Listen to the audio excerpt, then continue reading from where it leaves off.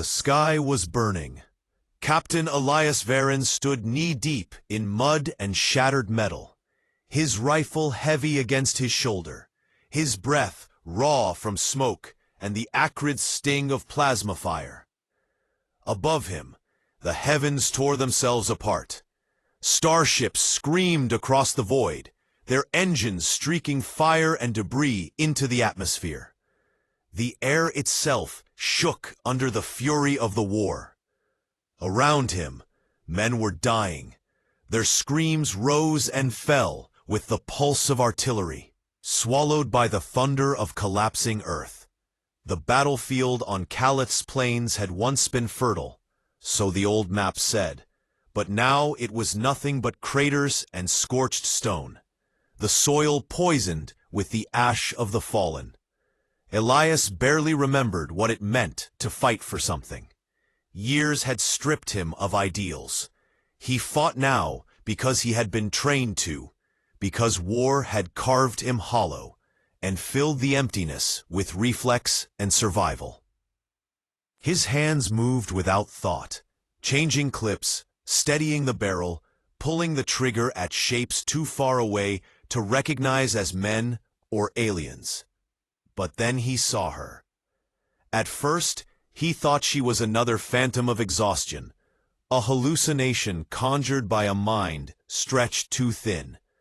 She moved through the haze like a figure cut from silver flame, her armor gleaming faintly even through the grime of battle. Her weapon, no rifle, no crude machine of war, but a blade that shimmered with shifting light, sliced through the chaos with terrifying precision. Elias froze. He should have raised his gun, should have fired before she reached him. Instead, he stared, breath caught in his throat. She turned toward him. For a moment, the world narrowed to the distance between them. Her skin glimmered faintly, as though the stars themselves had touched her. Her hair was dark, braided back from her face, and her eyes, violet, burning with intensity, fixed on his own. He tightened his grip on his rifle. His finger brushed the trigger, but she did not strike. The noise of the battlefield seemed to fall away. The explosions, the screaming, the endless fury, it all dimmed as she stilled before him, her blade lowered slightly.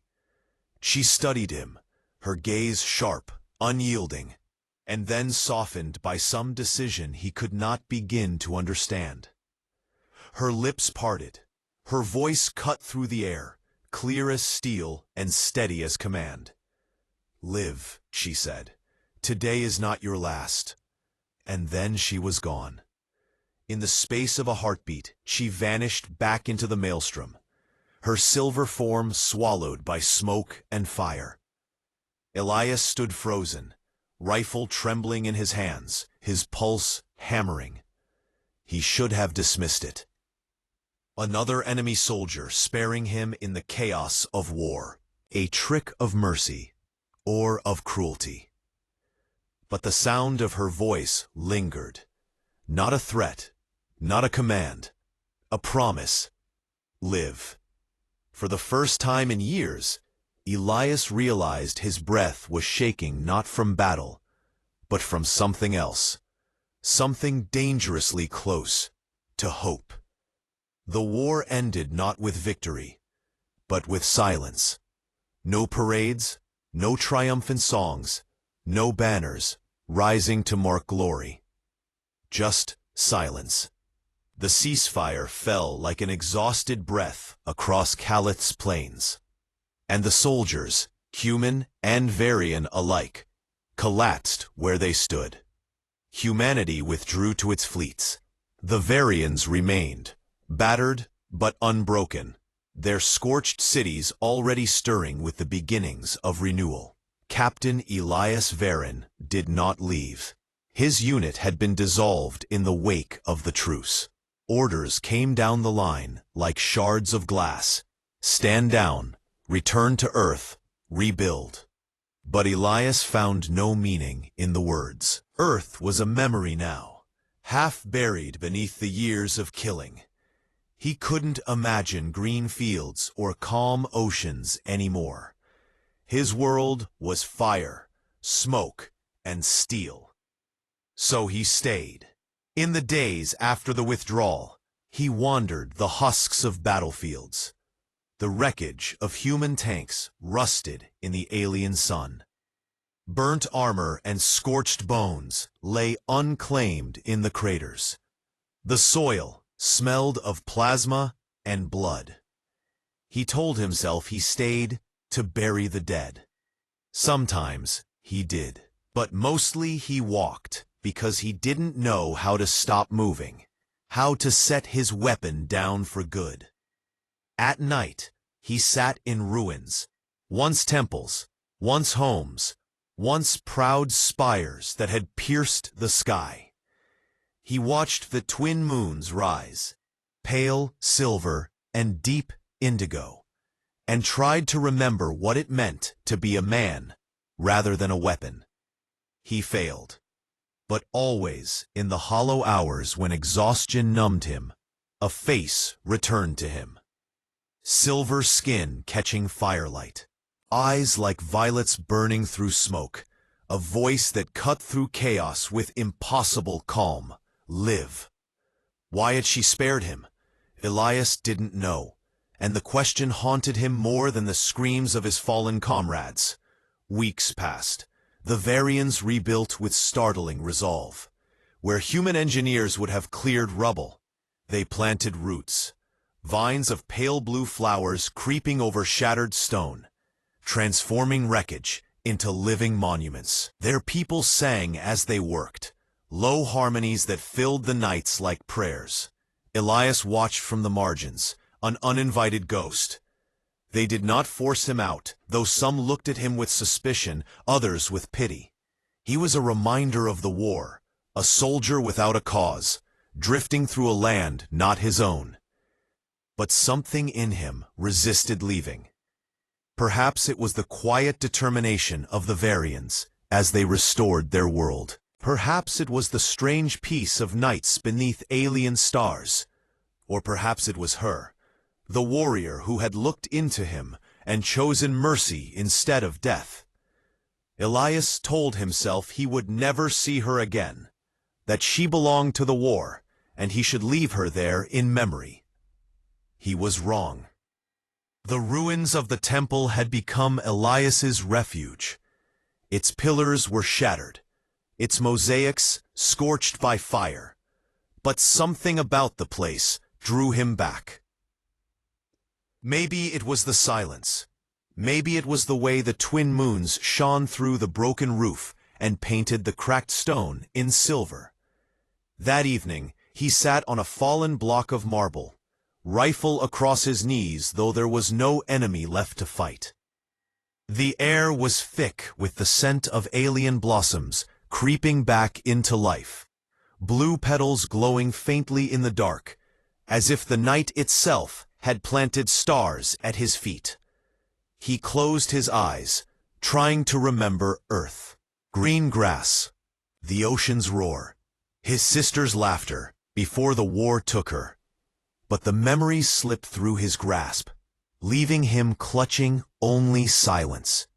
A sound broke it. Soft footsteps against stone. Unhurried, certain. Elias opened his eyes, and there she was, the warrior. Not armored this time, not blazing like a phantom of battle. She wore simple robes, dark fabric that clung to her tall, graceful frame.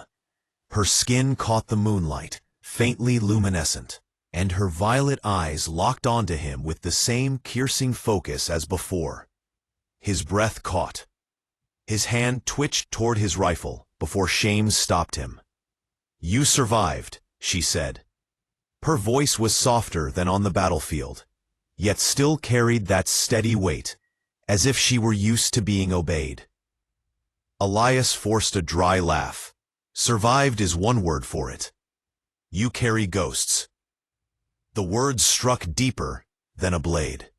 He looked away, jaw tight. So do you. She tilted her head slightly, acknowledging the truth. Then she stepped closer, her presence filling the ruined hall with quiet gravity.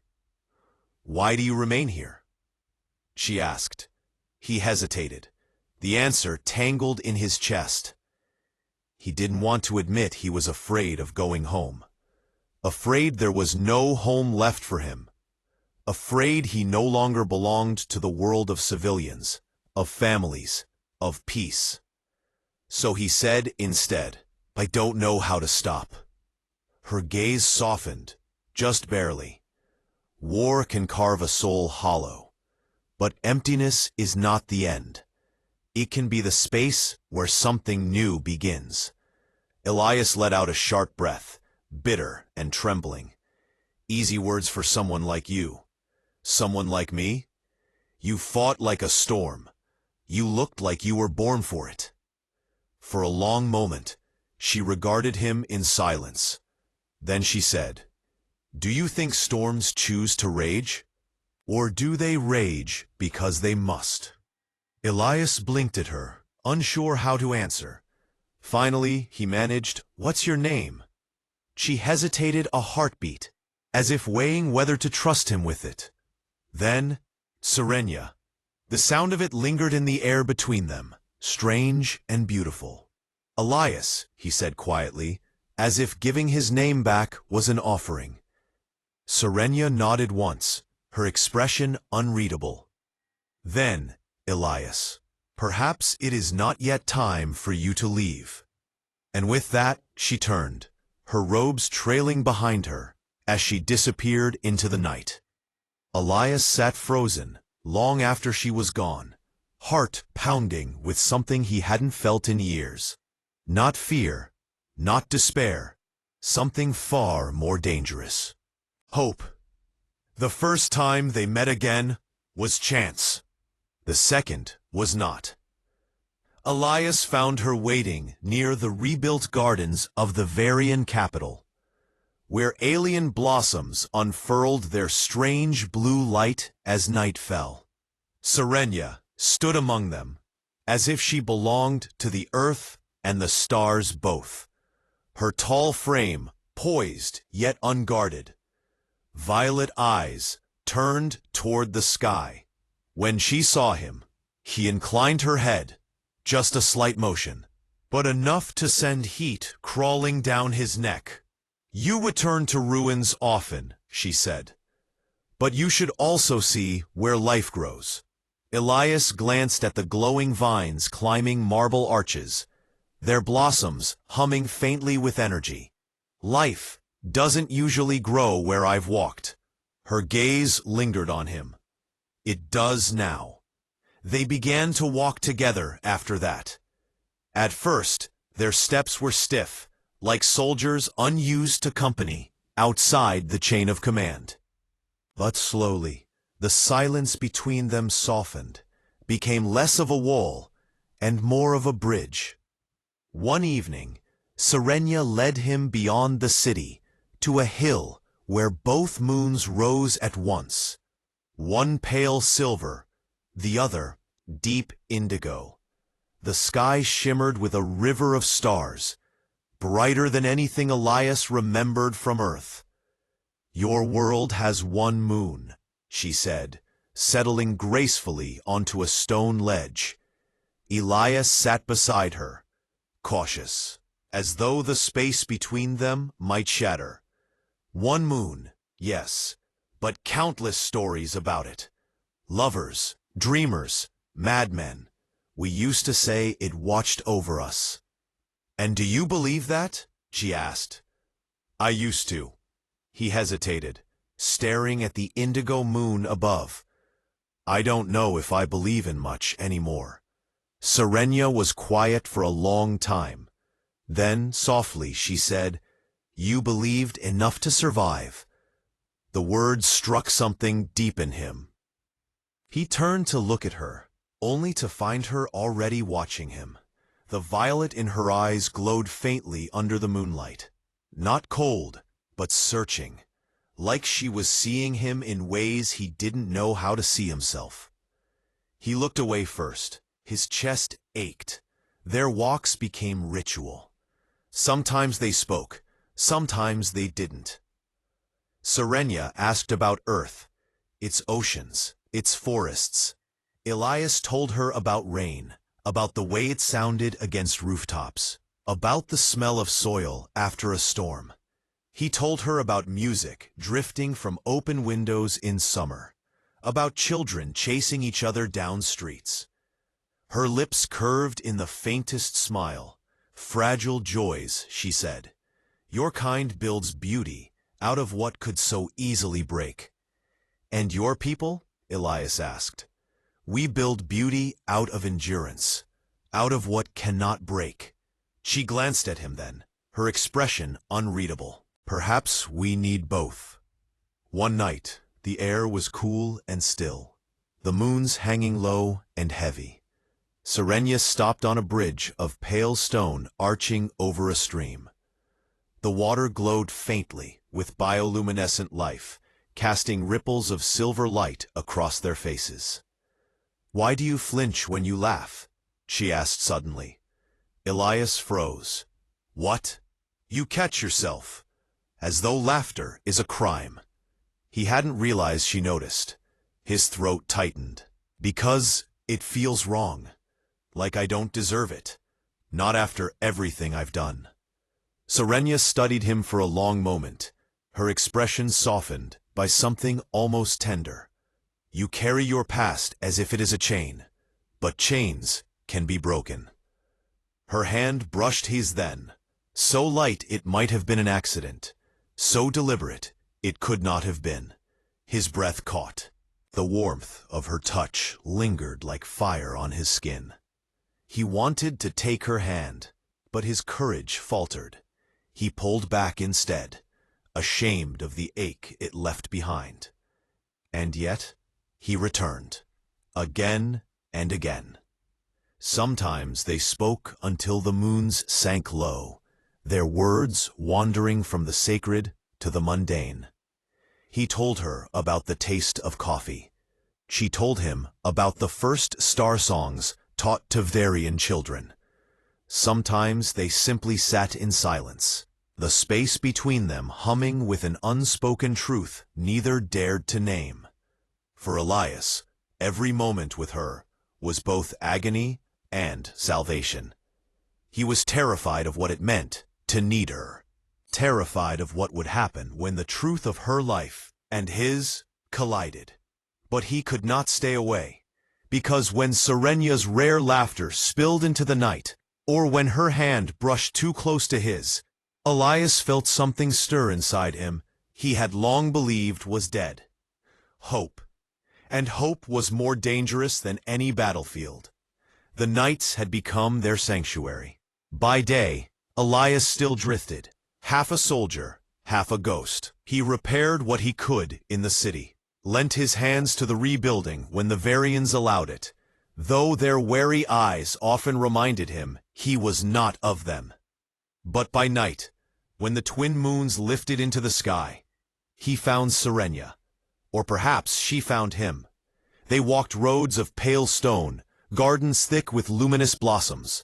They spoke of little things, human coffee, Varian star songs, the way shadows move differently under two moons. But beneath their words ran something deeper, unspoken and undeniable. Elias felt it every time her shoulder brushed his, every time her eyes lingered on him too long, every time silence stretched between them like a thread too taut to ignore. He tried to bury it, tried to remind himself she was a warrior from another world, that she had spared him once out of some alien mercy, not affection. But his heart betrayed him. With each night, he ached more for the sound of her voice, for the faint curve of her lips when he said something unexpected. And she did not push him away. One evening, the moons rose full and heavy, bathing the world in silver and indigo. Serenia led him to the edge of the city, to cliffs that overlooked the dark sweep of Calith's oceans. The waters glowed faintly, as though stars had fallen and drowned. Elias stood at her side, the wind tugging at his jacket, and tried not to feel like a boy standing before something vast and holy. "You miss your world," Serenia said softly, not as a question, but as a truth. He exhaled. "Sometimes. But when I try to picture it, I see nothing. The fields, the seas, the people, it all feels blurred, like it belonged to someone else." And now he looked at her, at the way moonlight haloed her silver-touched skin, at the calm strength written in every line of her face. His throat tightened. Now, it feels like the only thing real is here. Her eyes turned to him, violet depths gleaming. He thought he saw something flicker there. Longing was strained, but undeniable. "Elias," she said, his name heavy on her tongue, foreign, yet cherished. He swallowed hard. "Serenia." Silence stretched. The waves roared beneath them. His heart pounded. He wanted, gods, he wanted to reach for her, to close the impossible distance between them. Her hand lifted, just slightly, as if she were about to touch him. Then she stopped, the air trembling with what might have been. Elias forced a laugh, brittle. "If I were a braver man, I'd kiss you right now." Her lips parted, and for the first time, he saw her falter, the mask of composure slipping. "And if I were less bound by what waits for me," she trailed off, her voice low, aching. His breath caught. Then what? Her gaze lingered on him, violet eyes shimmering with something he could not mistake. Then, softly, she said, "Then I would let you." The world seemed to still. He reached for her hand, and this time she did not pull away. Their fingers brushed, tangled, held. The contact was electric, fragile, more intimate than any embrace. Elias felt something inside him crack open, raw and unguarded. He whispered, almost afraid of the truth, "I think I'm falling in love with you." Serenia closed her eyes, exhaling, as though she had carried those words in her own heart, unspoken. When she looked at him again, her voice was steady but tender. "And I have already fallen." They stood there, hand in hand, the moons and stars bearing silent witness. The ocean roared below, but in that moment, Elias heard only the sound of her breath, felt only the warmth of her skin against his. For the first time in years, he felt alive, not as a soldier, not as a ghost, but as a man, standing at the edge of something terrifying and beautiful. For a time, the war within Elias quieted. The days blurred into something almost tender. He found himself waking not to the sound of gunfire, but to the soft hum of Varian cities stirring to life. He worked alongside their builders, patching stone with his calloused hands, his chest lighter each evening, knowing Serenia would be waiting. And she was. Always. They carved out a rhythm, walking the cliff paths beneath twin moons, lingering in the gardens until dawn, speaking of everything and nothing. The tension that had once kept them apart now melted into closeness. Her hand brushing his laughter slipping free without shame, her rare smiles softening into something meant only for him. One night, they returned to the ruined temple where they had first spoken. Serenia placed a small flame in the center of the cracked floor. A Varian ritual, she explained, to honor what was lost and to bless what might come. Together they sat before it, the flicker painting her silver-touched skin in shades of gold. Your people would not understand this, Elias murmured, eyes on the fire. No, she agreed, nor would mine. They would see a soldier and a warrior, two who should never have been more than enemies. She turned her gaze to him, her eyes violet pools reflecting the flame. But I do not care. The words struck him like an oath. He reached for her hand, this time without hesitation. She let him take it, her fingers twining with his as though they had always belonged there. The silence grew heavy between them, not uncomfortable, but charged, like the moment before lightning splits the sky. Elias's breath quickened, his heart hammering in his chest. Serenia. His voice was rough, breaking. She leaned closer, her forehead nearly brushing his, the air warm with the nearness of her. Yes, Elias. He couldn't hold back. He closed the distance, pressing his lips to hers. The kiss was hesitant at first, a question asked in trembling silence. But when she answered, pressing into him, her hand cupping the back of his neck, it deepened into something fierce, something alive. The world fell away, leaving only the taste of her, the strength and gentleness in her touch, the way her breath mingled with his. When they parted, Elias was shaking, not from fear, from the realization that for the first time in years, he wanted to live.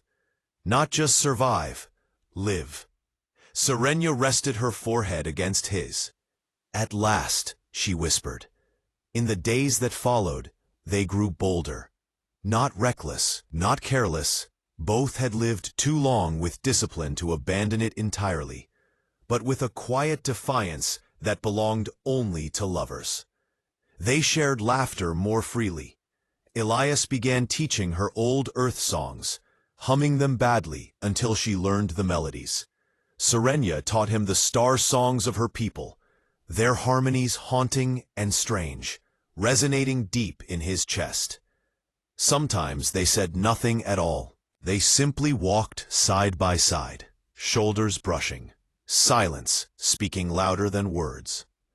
Elias found that his nightmares lessened.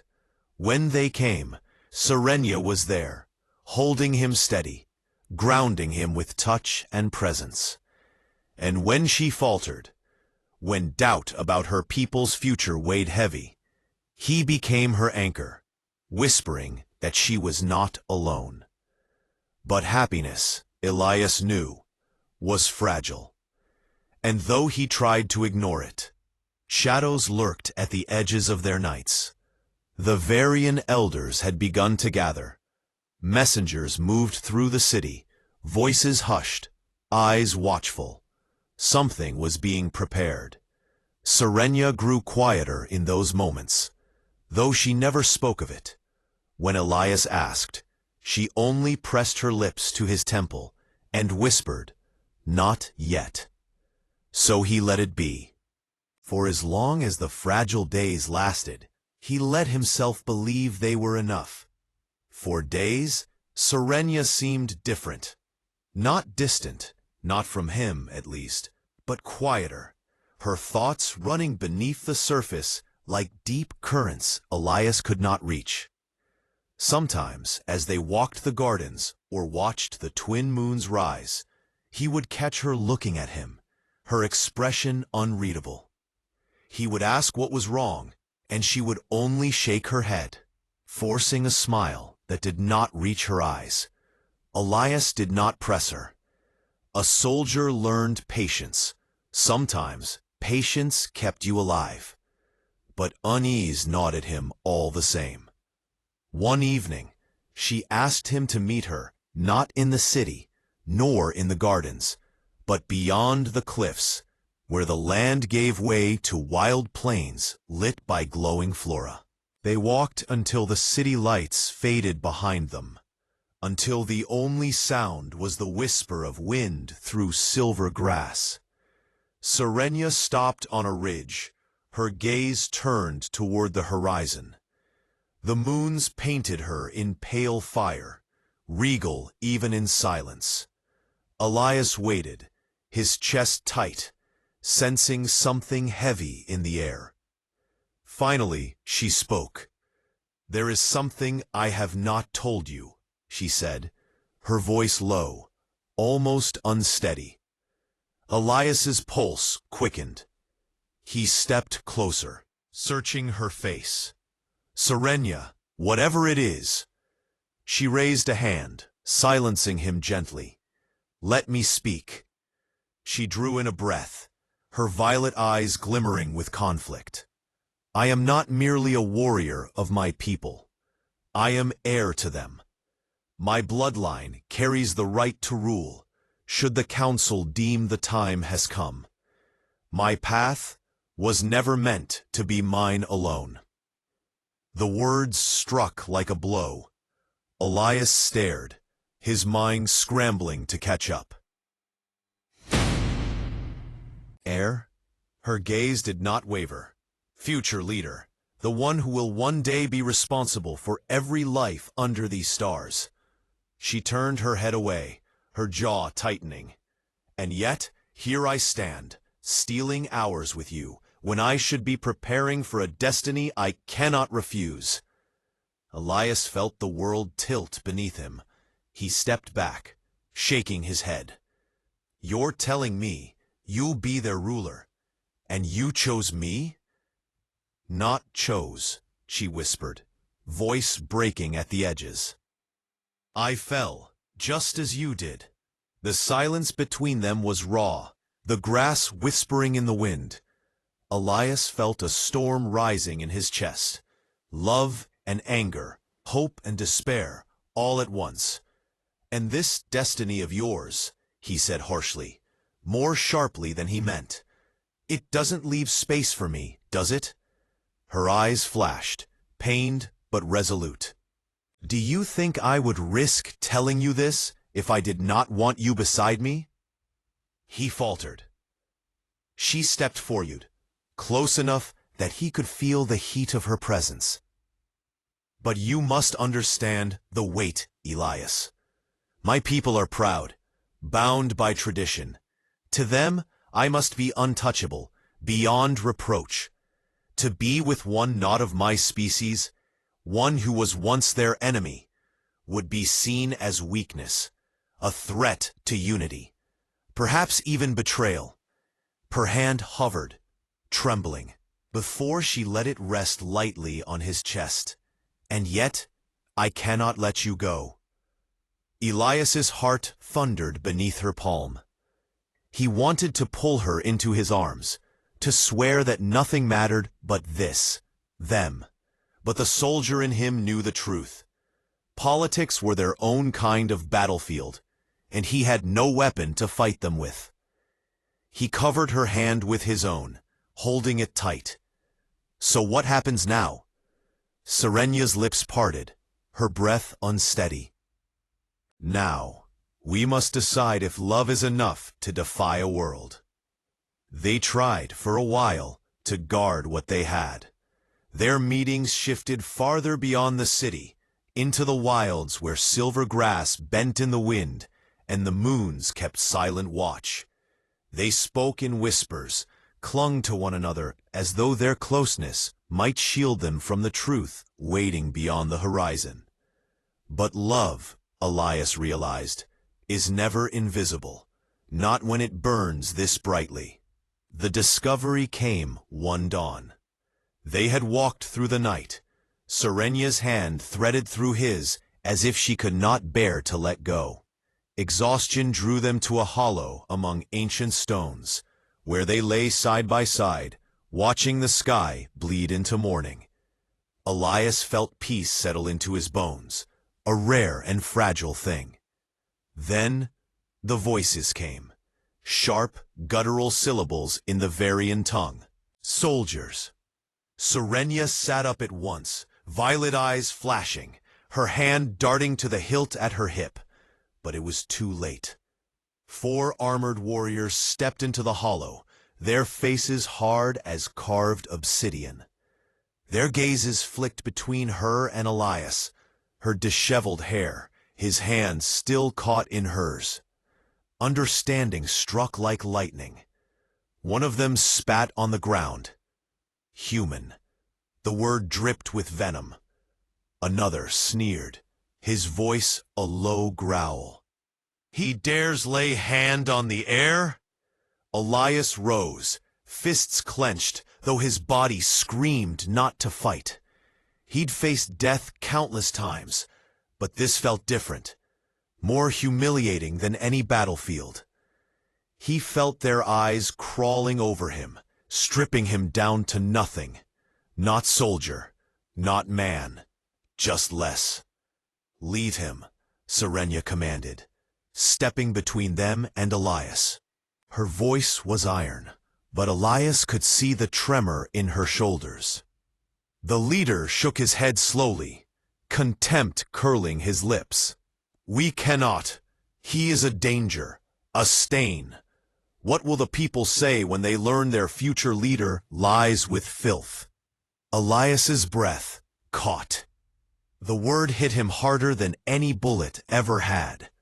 Serenia's voice cracked like a whip. Enough. You will not touch him.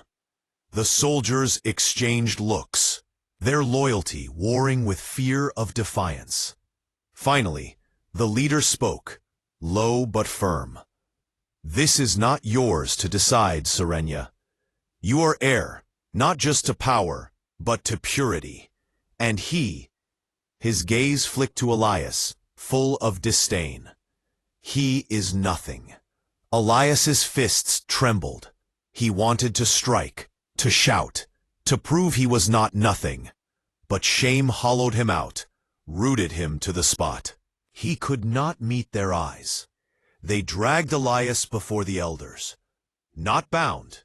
No, that would grant him too much dignity as prisoner. Instead, they forced him to walk behind Serenia, the soldiers' hands ever at their weapons, their eyes burning into his back. Each step through the city was agony, the stares of the people cutting sharper than any blade.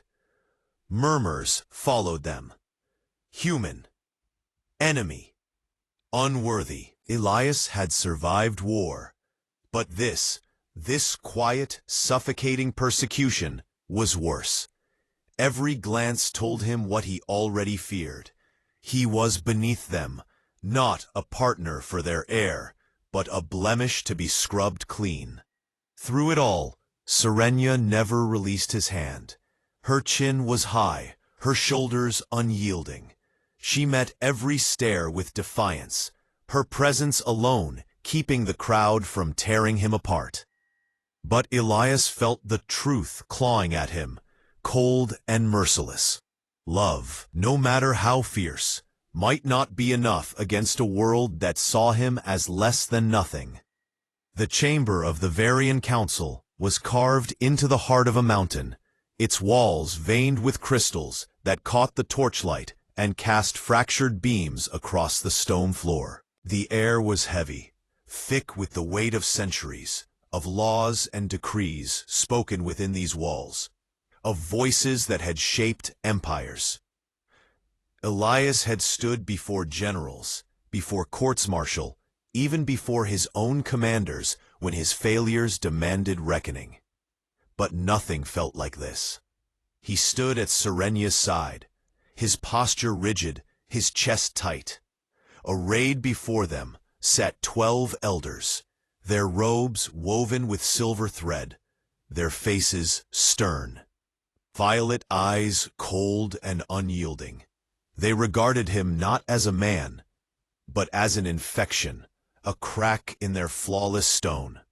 The eldest rose, her voice like steel drawn across stone. Serenia of the bloodline, what is this? Serenia lifted her chin, her voice steady, though her hand still gripped Elias's like an anchor. This is the man I love. The words rippled through the chamber like thunder. Murmurs rose, sharp and angry. Human. Enemy. Blasphemy. Another elder leaned forward, his voice a growl. You would dishonor your line for this creature? For a lesser who spilled Varian blood? Elias's stomach nodded, but Serenia did not falter. He is not lesser. He is a man who fought, who bled, who survived, as did we all. He is proof that even in war's ashes, something new can rise. Sentiment, one spat. You confuse desire with destiny. Your bond with this human is weakness. And a leader cannot afford weakness. Serenia's eyes flashed, her voice rising with steel. You speak of weakness, yet what greater weakness is there than fear? Fear of one man who dares to love across what you call division. If our people are so fragile that a single bond could shatter them, then what future do we truly have? The chamber rumbled with dissent. Another elder slammed his staff against the floor. He is an outsider. His kind were invaders. Would you welcome the wolf into your hearth? Serenia stepped forward, her voice sharp as a blade. He is not the wolf. He is the one who laid down his teeth when given the chance to bite again. He could have left us in ruins, yet he stayed, to build, to heal, to learn. Is that not the mark of honor? Elias's throat tightened. He wanted to speak, to defend himself, but he felt her grip tighten, urging silence. This was her battle, and she fought it as fiercely as any war. An elder on the far side, quieter, but no less sharp, narrowed her eyes. And if you are wrong, if he betrays you, then we are led by a fool blinded by lust. Serenia inhaled slowly, her voice softening but carrying still. Then I alone will bear that shame.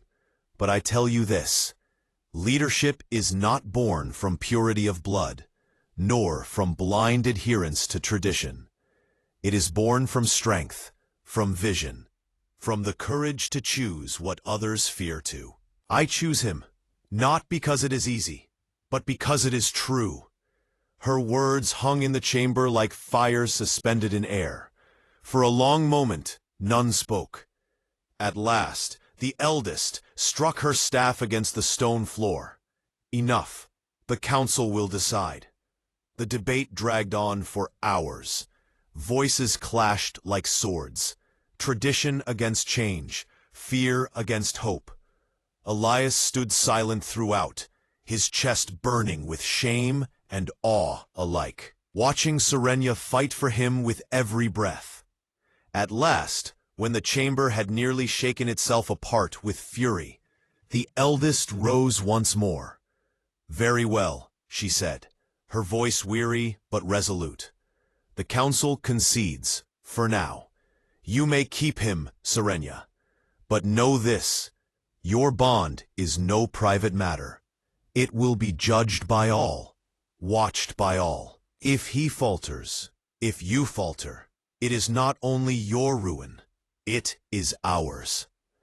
Reluctant murmurs of assent followed, bitter but final. Serenia's hand squeezed Elias's once more, and only then did he realize his body was trembling. They walked out of the chamber together, the echo of the council's decree still ringing in his ears. Outside, Elias stopped, his voice rough. You fought for me. Serenia turned to him, her violet eyes softened, her strength undimmed. No, Elias, I fought for us. And for the first time since he had set foot on this alien world, Elias felt not lesser, not nothing. He felt chosen.